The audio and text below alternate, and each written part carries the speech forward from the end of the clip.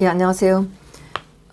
안봉근 비서관에 대한 자료를 찾아보다가 그 국정원장, 이병후 국정원장의 변호를 맡았던 엄상익 변호사의 블로그를 보게 됐어요. 거기에 2018년 10월 2일 국정원장들 재판에 대통령의 진술서가 나온 게 있어요. 엄상익 변호사가 이 국정원장들 항소심 재판에서 대통령을 증인으로 불러달라고 국정원장들이 어떻게 돈을 청와대에 지원하게 됐는지 이걸 밝히겠다고 대통령을 증인으로 불러달라고 얘기를 했어요.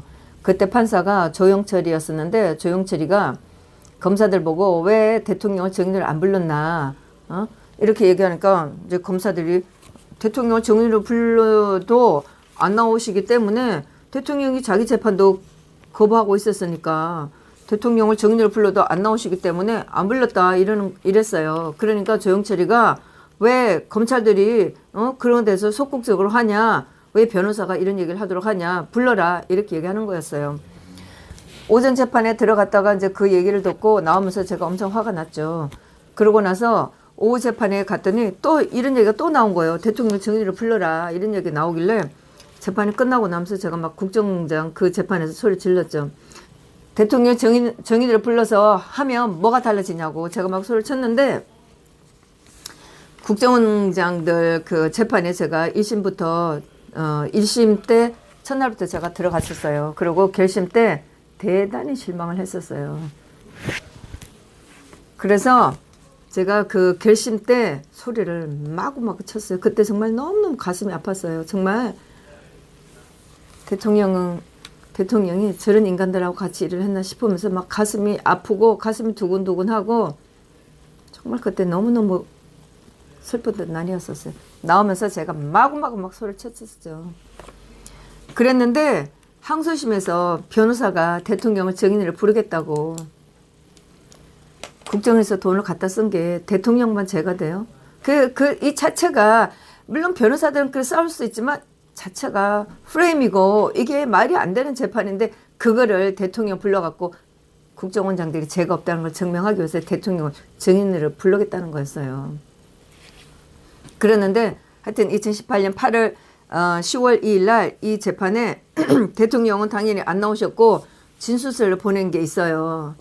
그런 게 이 진술서가 엄상익 변호사가 자기 블로그에 올려놓은 게 있는 것을 제가 발견을 한 거예요.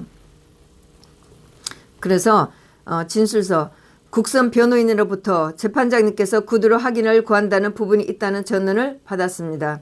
이에 대하여 아래와 같이 답변을 드립니다. 1. 비서관 3명의 말만 듣고 국정원 예산을 지원받으라 지시를 한 것에 대하여 2013년 3월 4일경 국정원에서 청와대에 지원하는 예산이 있다.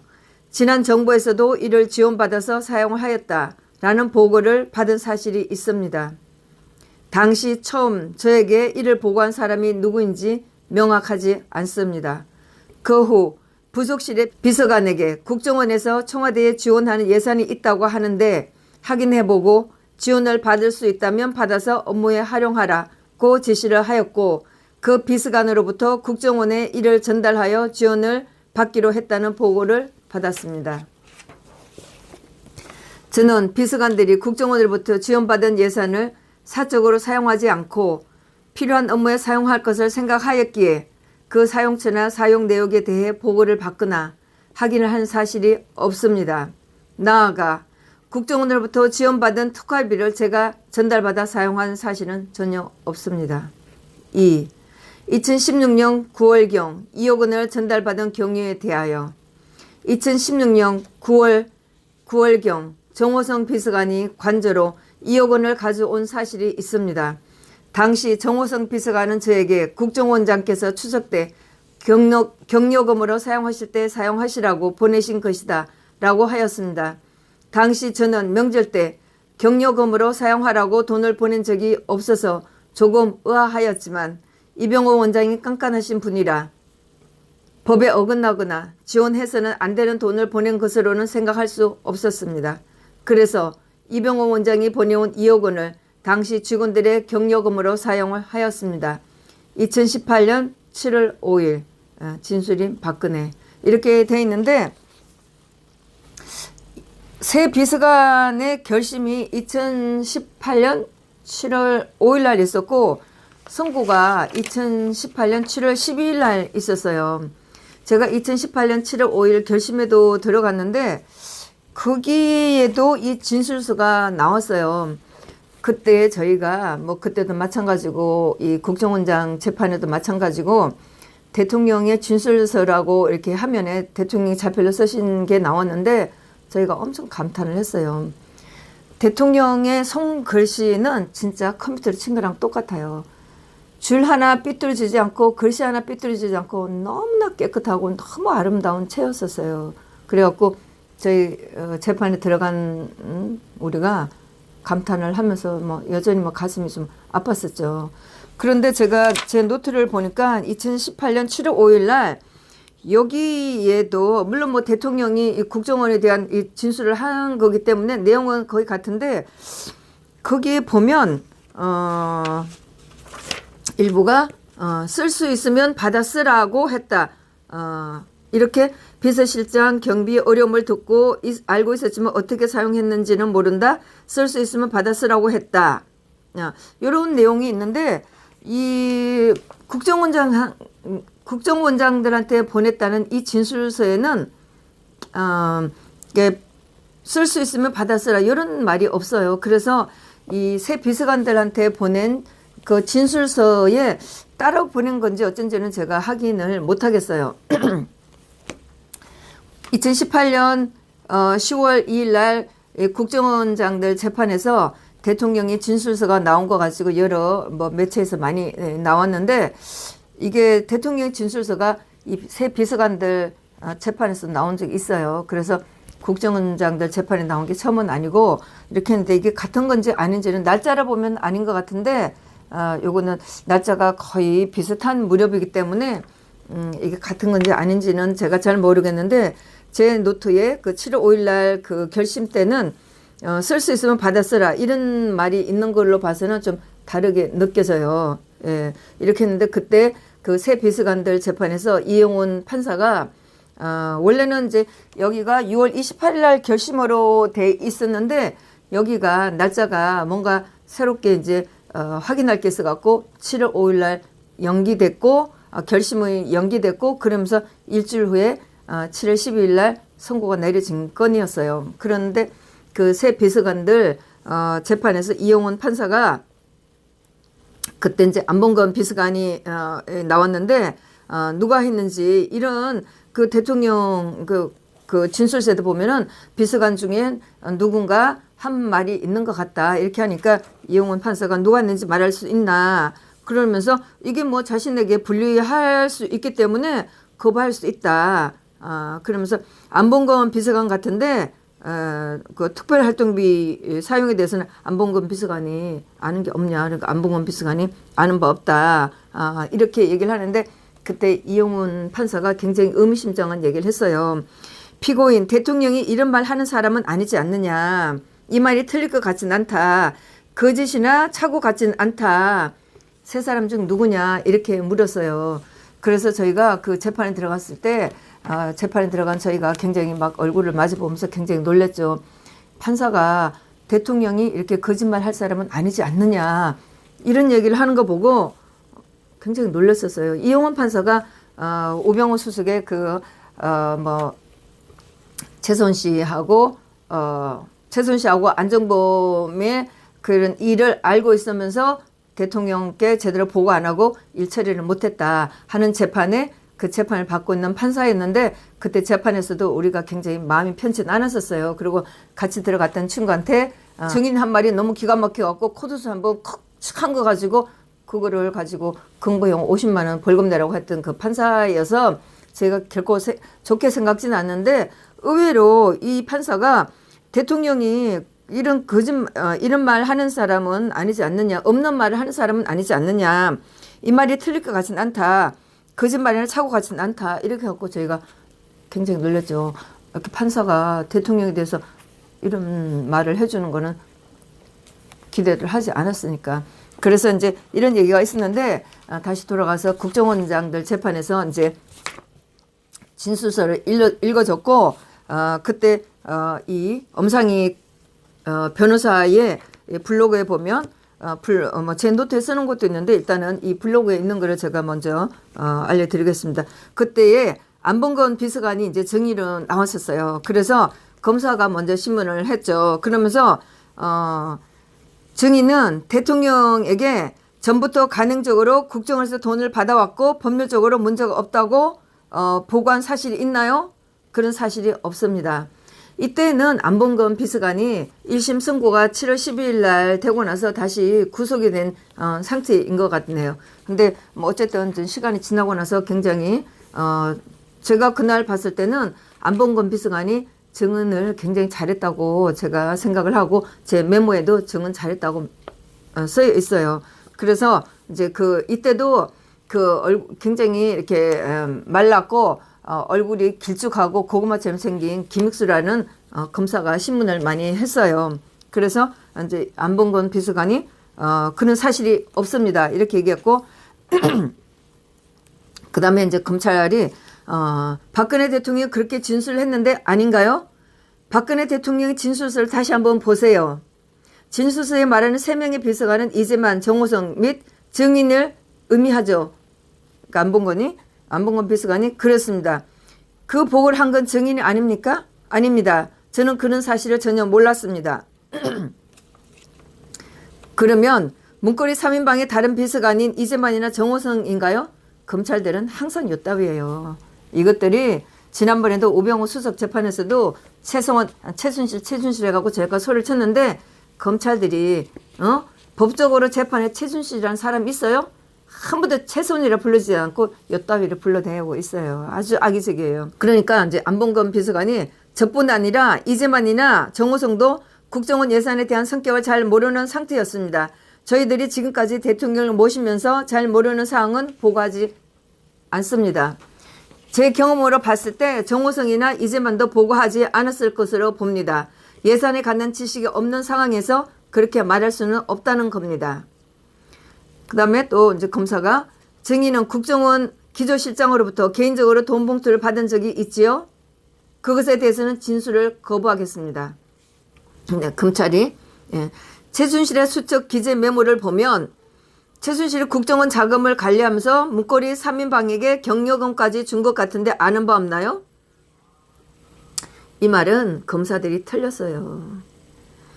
최순실 씨가 국정원 자금을 관리한 적도 없고 최순실 씨가 이 사람들에 대해서 이제 물어본 적이 있는데 그때에 이제 제가 비서관이 누군지를 모르겠는데 최순실 씨가 이제 이 비서관이 괜찮다고 그동안 대통령께서 이렇게 살펴주셔서 뭐 괜찮다고 이렇게 얘기한 게 있는데 그때 최순실 씨가 이 세 비서관들이 이렇게 뭐 돈 금액을 이렇게 적어놓은 메모가 있어요. 그 메모가 나왔다고 또 난리가 나갖고 이 재판에서 나오고 있는데 그 금액 가지고 아마 얘기하는 것 같은데 최순실 씨가 국정원 자금을 관리했다는 거는 이 검찰들이 아주 악의적인 신문이에요. 국정원 재판에서 이거 외에는 나온 적도 없고 대통령 특별활동 재판에서도 최순실 씨가 이거 했다는 거 얘기 없었어요. 그런데 검찰들이 요딴 식으로 하는 거예요. 재판을 찢어 밝혀갖고 각각 재판에서 전부 다 엉터리. 이 검사들은 이 재판이 엉터리라는 거 알고 있을 거예요. 대통령 재판, 국정농단이라는 재판, 특별활동비, 비서관들 재판, 국정원장 재판 온통 이 들어가는 검사들이 똑같은 것들이에요. 여기저기 왔다 찢어 밝혀서 들어가는데 거기 들어가서 나온 내용들은 이 검찰들은 다 알고 있을 거예요. 그렇지만 각각의 재판에서 변호사들은 뭐가 어떻게 되는지 모르죠. 자기 재판만 알죠. 그러니까 자기 재판만 변돌하면서 하다 보니까 사실이 아닌 것도 엉터리도 주장하는 게 엄청 많아요. 롯데도 마찬가지고 삼성 변호사들도 마찬가지고 틀린 내용을 엄청 주장하는 게 많아요. 여기에서도 이 검찰들은 국정원장 재판에서 요따위를 하는 거예요. 응? 수첩 기재 메모를 보면 조그마한 거 포스트잇 다 붙인 거 있었어요. 거기다가 그걸 최순실이 국정원 자금을 관리하면서 관리는 무슨 관리야. 이 검찰들이 요딴 식으로 넘어가요. 그러니까 국정원 자금을 관리하면서 문고리 3인방에게 경력금까지 준 것으로 아는 바 있나요? 준 것 같은데 아는 바 있나요? 아는 바가 전혀 없습니다. 이 검찰이 묻은 건 이건 엉터리예요. 그 증인은 최순실이 박근혜 대통령 삼성동 사저 2층에 현금이 든 금고를 보관하고 있던 사실을 알고 있나요? 전혀 모르겠습니다. 이 질문도 이 신문도 엉터리예요.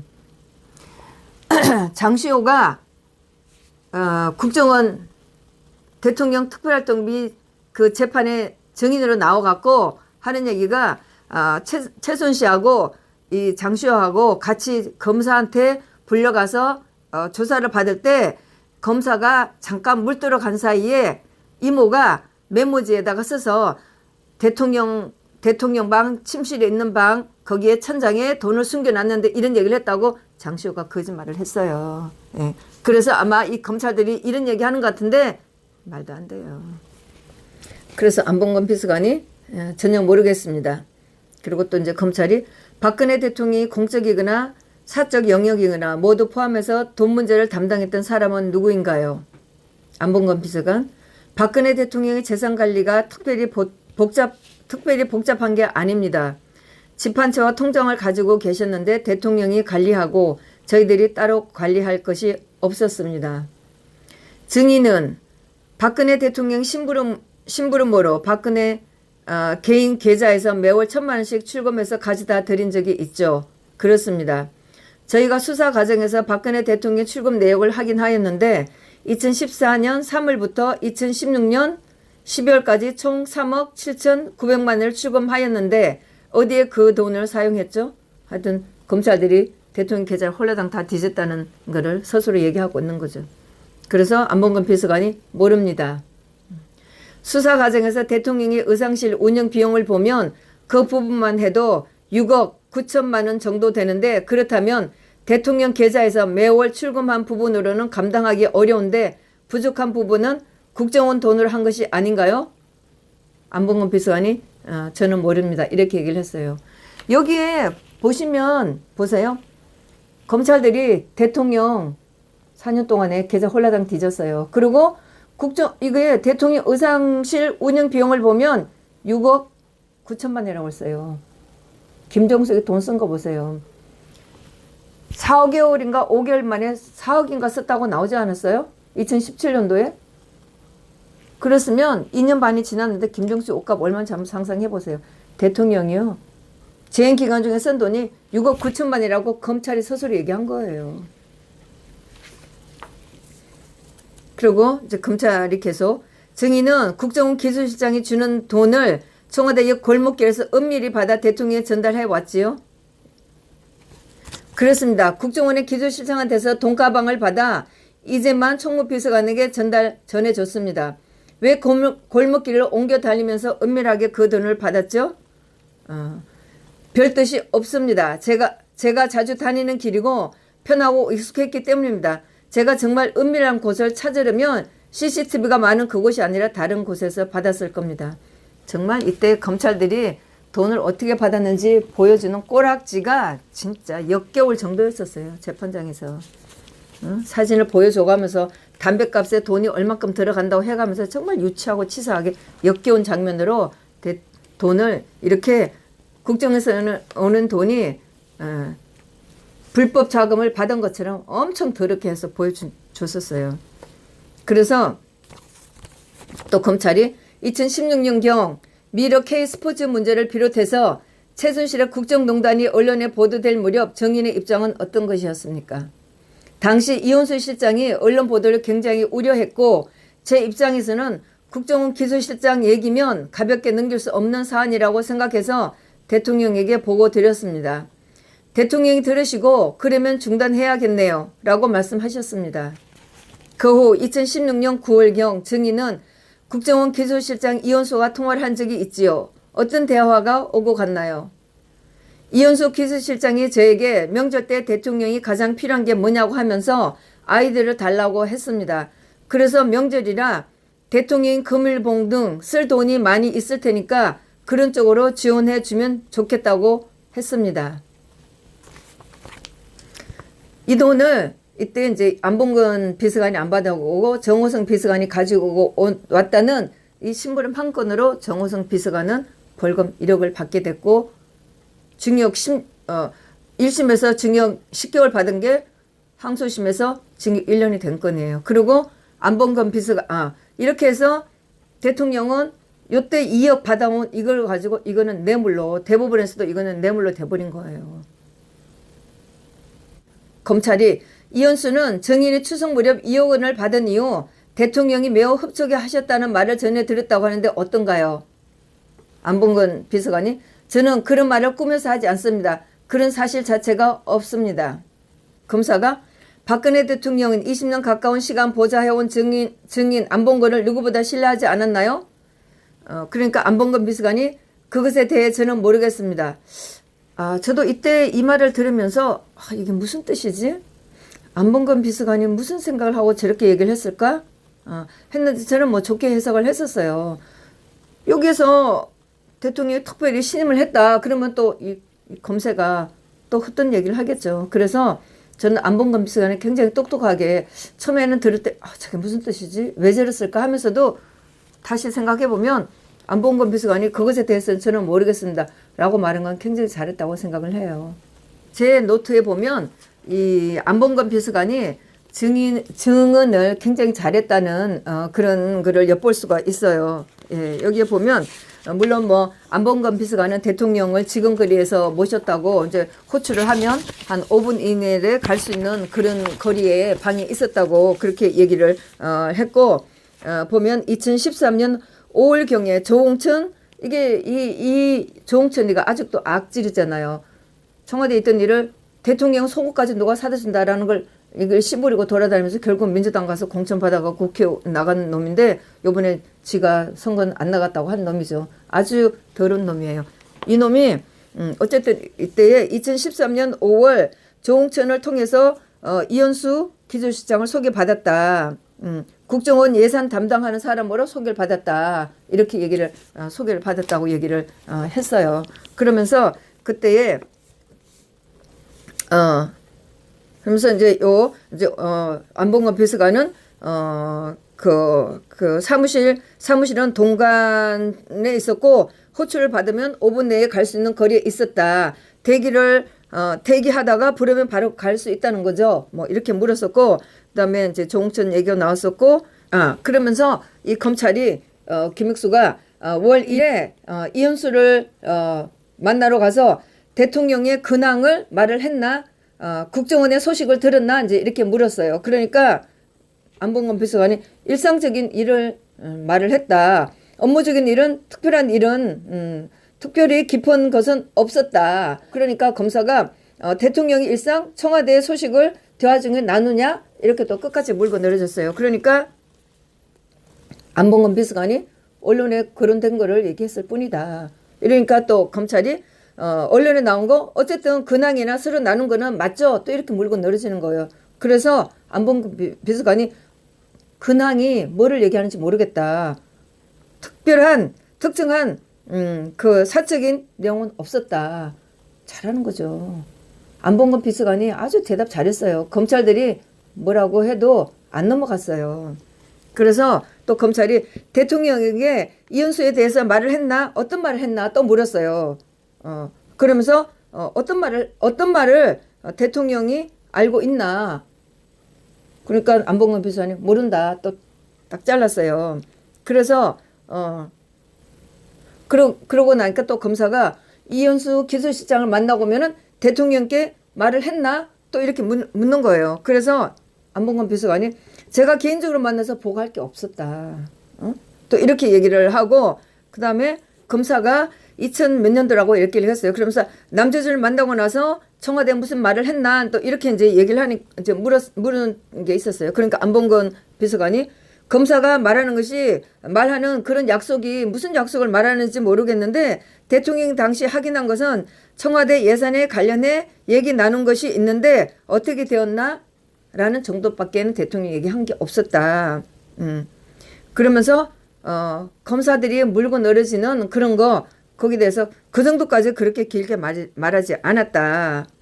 그리고 그렇게 말하려고 아마도 뭐 검찰들이 말하는 뭐 청와대 예산에 관련해서 뭐 어떻게 되었나 이런 거를 말하려고 했는지 모르지만 중간에 말을 끊었다. 누가 끊었는지는 모르지만 하여튼 중간에 얘기들이 끊어졌다. 검찰이 또 물었어요. 그러면 어디까지 했는데 얘기가 또 끊어졌나? 또 이렇게 이야기하니까 중간에 끊어졌는데 어디까지 말씀을 드렸는지 기억을 못하겠다. 아주 안봉근 비서관이 잘했었어요. 그 전에 말씀드릴 때 말한 게 그렇게 말씀을 뭐 했는지는 뭐 모르겠지만 말한 게 있겠지만 어디까지 어떻게 말했는지는 모르겠다. 그러니까 대통령께 이 검사들이 계속 주장하는 그런 내용을 말했을 수도 있을지는 모르겠지만 뭐 어떻게 했는지는 모르겠다. 이제 이렇게 얘기를 했죠. 검사들이 계속 이제 물고 늘어지니까 이 김익수가 이게 본인이 한 말이다. 그 본인의 워딩이다. 이렇게 얘기하니까 내가 한 거는 맞는 것 같긴 한데 중간에 내 말이 끊겼다. 그래서 어디서 끊기는지 모르겠다. 말씀드린 거는 맞다. 중간에 청와대 국정원에서 갔다 오고 나서 말씀드린 건 있는데 중간에 끊겼기 때문에 어디까지 말씀드리고 어떻게 했는지는 모르겠다. 그러면서 김익수가 계속 남재준 국정원장을 만나러 가기 전에 대통령 1일 전에 만나보라고 했나. 그러면서 대통령이 안봉근 비서관한테 남재준에게 말한 것이 뭐가 있었나. 청와대 예산과 관련하여 소식이 없으니 확인해 보라고 그런 말은 없었나. 이렇게 또 물고 늘어지는 거예요. 그래서 안봉근이 다른 말은 없었다. 또 이렇게 잘랐어요. 그러니까 이제 이 검사가 이런 말을 전하려면 내용을 알았어야 됐고, 남재준 국정원장과 대통령이 어떤 말 했는지 그 내용이나 약속을 알고 만나 했는데 대통령이 아무 말도 안 하고 그냥 가서 만나라고 했다는 게 이게 말이 되냐. 그래서 안봉근 비서관이 그런 거 몰랐다. 전달 내용이 뭔지 나는 그런 거 모른다. 그리고 대통령이 심부름을 하면 그때마다 세세히 설명을 안 한다. 그렇게 뭐뭐 했는데 뭐뭐 하면 그 이상이 이해가 안 되는데 더 이상 묻질 않는다. 내가 이해가 안 된다고 해서 대통령께 묻지 않는다. 이렇게 얘기를 하고 있는데 계속 이제 검찰들은 안봉근이 이현수 기술실장한테 돈을 받아가지고 온 시초부터 어떻게 받아가지고 왔나라고 계속 묻는 거예요. 결국은 대통령 국정원 특활비나 비서관, 새 비서관들의 특별활동비 재판이나 국정원단의 재판이나 누가 어떻게 시작을 해서 이게 됐는지가 밝혀지지가 않아요. 예. 근데 대통령 재판에 최경환 씨가 한번 증인으로 나온 적이 있었어요. 예. 그랬는데 거기에서 나는 그렇게 말한 적은 없는데 내가 아마 너 말을 했다면 이렇게 말할 수는 있었다. 청와대 살림이 어려우니 국정원에서 도와줄 수 있으면 도와주라. 이런 말은 내가 뭐 그동안의 정치적인 경력이나 이런 거를 봤을 때 이런 상황을 잘 아니까 이렇게 말할 수는 있었는지는 모르겠다. 이렇게 얘기한 적은 있었어요. 그래서 전체적으로 이게 누가 어떻게 시작을 했는지는 드러나진 않아요. 근데 어쨌든 뭐 검찰들은 어떻게든 국정원장이 대통령 명령을 받고 한 건지 대통령 요구를 했는지 뭐 어떻게 했는지를 밝혀내려고 했는데 이거는 밝혀지지는 않았었어요. 네. 하여튼 뭐 어쨌든 간에 보면은 전부 다 하는 얘기가 청와대 예산뿐만 아니고 국회, 법원, 행정부 전부 다 국정원에 쓸 수 있는 돈을 놔두고 쓰는데 유독히 박근혜 대통령만 문제 삼아갖고 이 짓을 한 거예요. 예, 그래서 제가 어제도 말씀드렸다시피 새 비서관 특활비 재판에 들어갔는데 처음에는 뭐 구속되고 하니까 재판에 나오는 모습이나 이런 게 참 안타까웠었어요. 그랬는데 이제 구속 만기가 돼서 나왔다가 자유로운 상태에서 재판 받을 때도 여유가 있었고 다들 보면 항소심에서는 많이 여유들을 찾아요. 그래서 항소심 재판 받을 때나 이때 보면은 비서관들이 굉장히 여유를 가지고 검찰들이 하는데 넘어가지 않고 아주 쏘아주듯이 정은을 잘 했어요. 예, 그래서 아마 이 비서관들을 제가 조금 더 옹호를 하기 위해서 오늘 또 유튜브를 올렸습니다. 네, 감사합니다.